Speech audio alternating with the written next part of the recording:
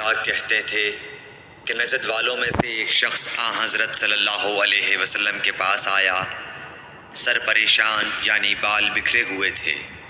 ہم اس کی آواز کی بنبناہٹ سنتے تھے اور ہم سمجھ نہیں پا رہے تھے کہ وہ کیا کہہ رہا ہے، یہاں تک کہ وہ نزدیک آن پہنچا جب معلوم ہوا کہ وہ اسلام کے بارے میں پوچھ رہا ہے۔ حضرت صلی اللہ علیہ وسلم نے فرمایا کہ اسلام دن رات میں 5 نمازیں پڑھنا ہے۔ اس نے کہا بس اس کے سوا تو اور کوئی نماز مجھ پر نہیں۔ آپ نے فرمایا نہیں، مگر تو نفل پڑھے تو اور بات ہے۔ حضرت صلی اللہ علیہ وسلم نے فرمایا اور رمضان کے روزے رکھنا۔ اس نے کہا اور تو کوئی روزہ مجھ پر نہیں ہے۔ آپ نے فرمایا نہیں، مگر تو نفل روزے رکھے تو اور بات ہے۔ طلحہ نے کہا اور حضرت صلی اللہ علیہ وسلم نے اس زکوٰۃ کا بیان کیا۔ وہ کہنے لگا کہ بس اور کوئی صدقہ مجھ پر نہیں ہے۔ آپ نے فرمایا نہیں، مگر یہ کہ تو نفل صدقہ دے تو اور بات ہے۔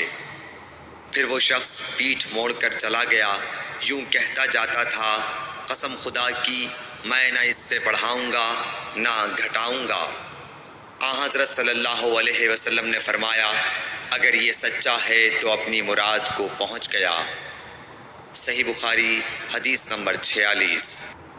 حضرت صلی اللہ علیہ وسلم نے فرمایا جو کوئی ایمان رکھ کر اور ثواب کی نیت سے کسی مسلمان کے جنازے کے ساتھ جائے اور نماز اور دفن سے فراغت ہونے تک اس کے ساتھ رہے تو وہ 2 قیرات ثواب لے کر لوٹے گا۔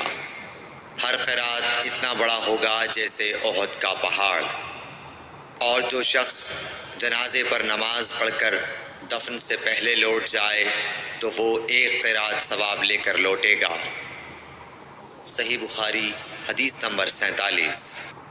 حضرت صلی اللہ علیہ وسلم نے فرمایا کہ مسلمان کو گالی دینے سے آدمی فاسق ہو جاتا ہے اور مسلمان سے لڑنا کفر ہے۔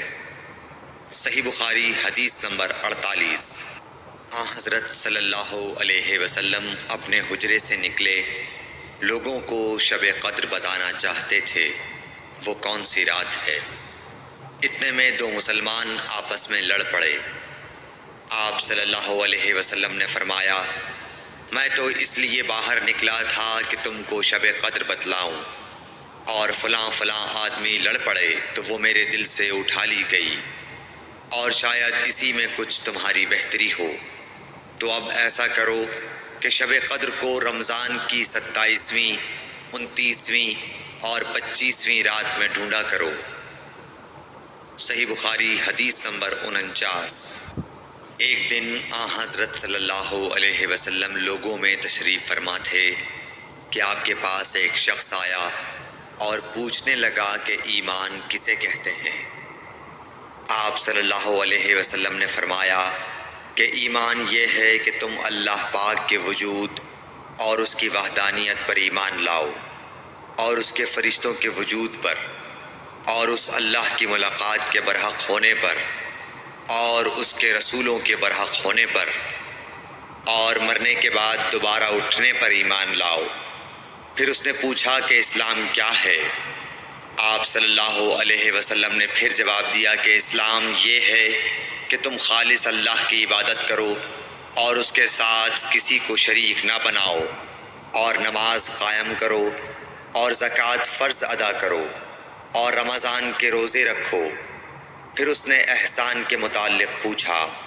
آپ صلی اللہ علیہ وسلم نے فرمایا احسان یہ ہے کہ تم اللہ کی عبادت اس طرح کرو گویا تم اسے دیکھ رہے ہو۔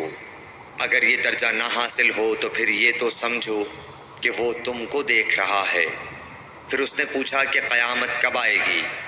آپ صلی اللہ علیہ وسلم نے فرمایا کہ اس کے بارے میں جواب دینے والا پوچھنے والے سے کچھ زیادہ نہیں جانتا، البتہ میں تمہیں اس کی نشانیاں بتلا سکتا ہوں۔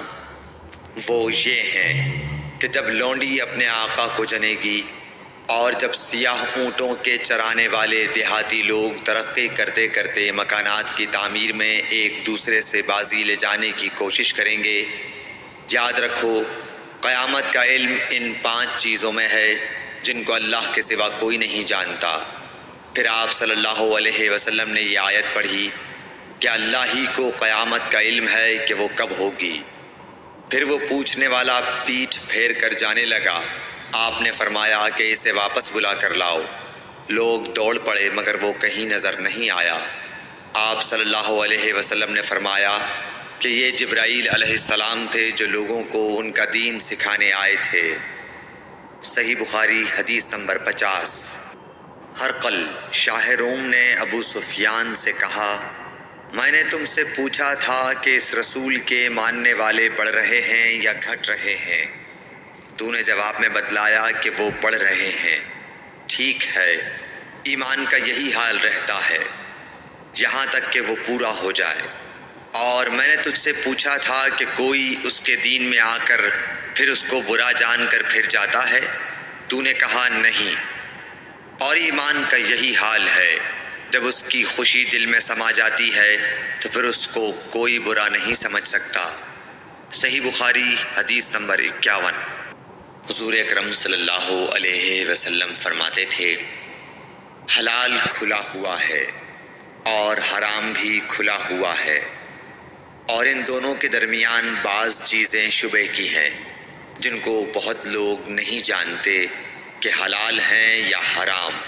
پھر جو کوئی شبہ کی چیزوں سے بھی بچ گیا اس نے اپنے دین اور عزت کو بچا لیا، اور جو کوئی ان شبہ کی چیزوں میں پڑ گیا اس کی مثال اس چرواہے کی ہے جو شاہی محفوظ چراگاہ کے آس پاس اپنے جانوروں کو چرائے۔ وہ قریب ہے کہ کبھی اس چراگاہ کے اندر گھس جائے اور شاہی مجرم قرار پائے۔ سن لو، ہر بادشاہ کی ایک چراگاہ ہوتی ہے۔ اللہ کی چراگاہ اس کی زمین پر حرام چیزیں ہیں، پس ان سے بچو۔ اور سن لو، بدن میں ایک گوشت کا ٹکڑا ہے، جب وہ درست ہوگا سارا بدن درست ہوگا، اور جہاں بگڑا سارا بدن بگڑ گیا۔ سن لو، وہ ٹکڑا آدمی کا دل ہے۔ صحیح بخاری حدیث نمبر 52۔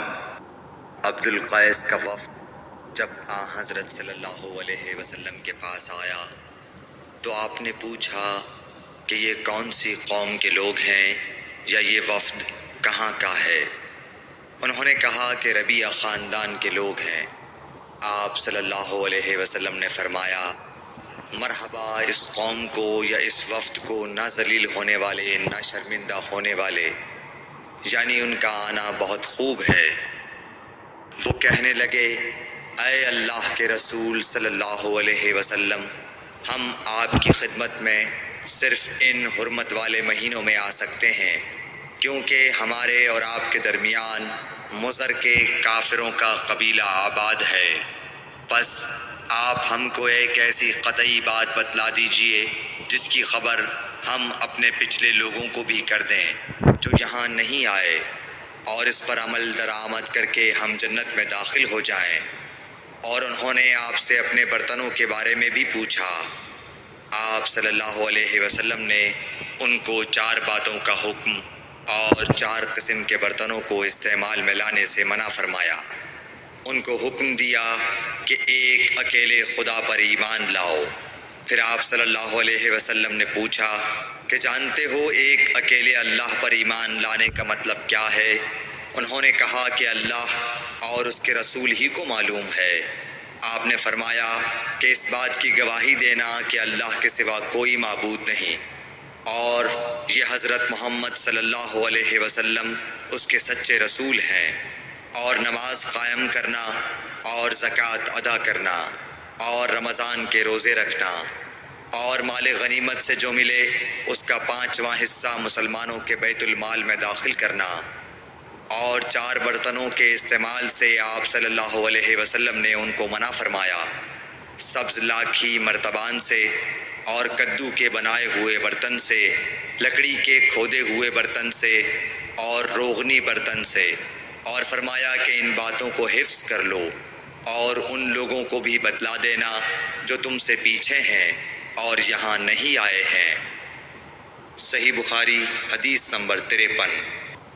حضرت صلی اللہ علیہ وسلم نے فرمایا، عمل نیت ہی سے صحیح ہوتے ہیں یا نیت ہی کے مطابق ان کو بدلہ ملتا ہے، اور ہر آدمی کو وہی ملے گا جو نیت کرے گا۔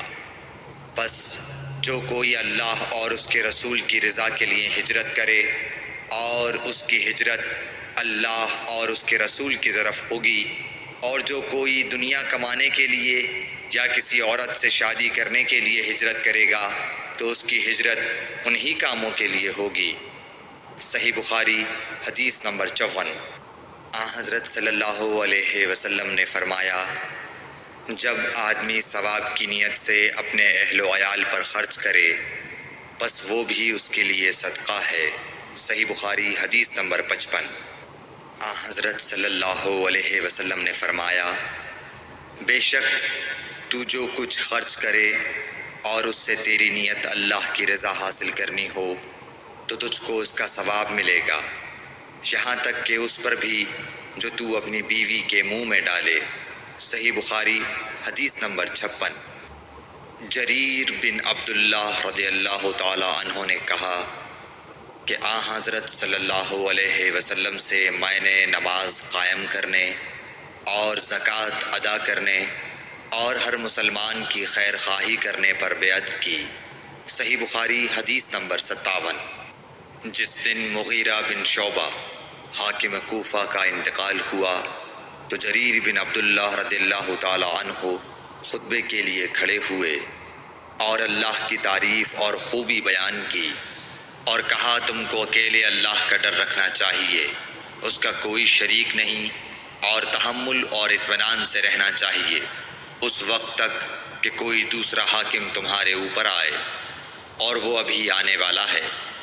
پھر فرمایا کہ اپنے مرنے والے حاکم کے لیے دعائے مغفرت کرو، کیونکہ وہ مغیرہ بھی معافی کو پسند کرتا تھا۔ پھر کہا کہ اس کے بعد تم کو معلوم ہونا چاہیے کہ میں ایک دفعہ حضرت صلی اللہ علیہ وسلم کے پاس آیا اور میں نے عرض کیا کہ میں آپ سے اسلام پر بیعت کرتا ہوں۔ آپ نے مجھ سے ہر مسلمان کی خیر خواہی کے لیے شرط کی، بس میں نے اس شرط پر آپ سے بیعت کر لی۔ بس اس مسجد کے رب کی قسم کہ میں تمہارا خیر خواہ ہوں۔ پھر استغفار کیا اور ممبر سے اتر آئے۔ صحیح بخاری حدیث نمبر 58۔